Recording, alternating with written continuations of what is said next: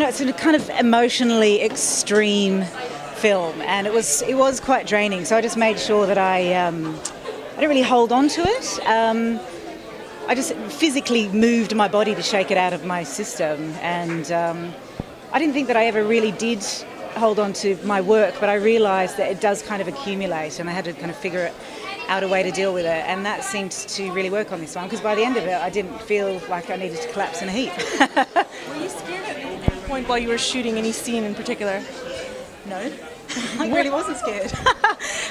It was more, it was such an incredible challenge, so more than anything it was exciting to have that opportunity, and it was also really satisfying.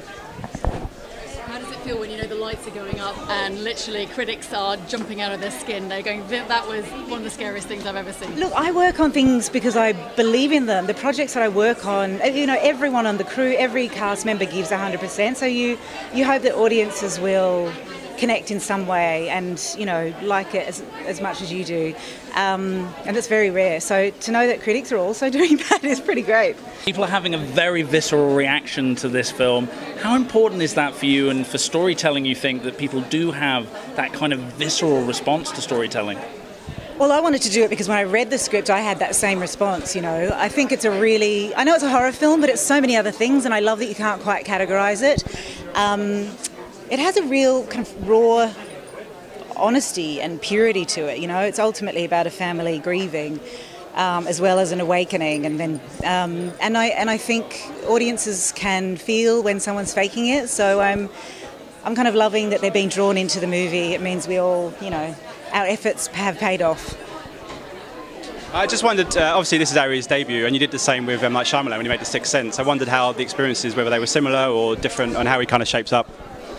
I've worked with a lot of first-time directors. I guess the obvious similarities are that both Ari and Knight were very early the films were made very early in their careers, and that it really their films could be classified as a family drama, and then it surprises you in so many ways.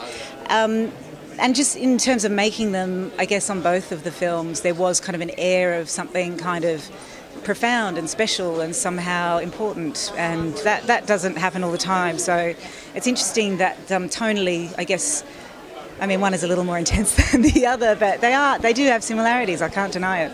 Thank you so much. Of course, we're here at Sundance celebrating independent cinema. What do you think that gives both storytellers and an audience that they perhaps don't get from other forms of cinema? Why is it so important to see? Independent film is like having an independent voice. People are able to tell stories that they want to tell. It's not dependent on money. There's a certain freedom that comes with the independent film world.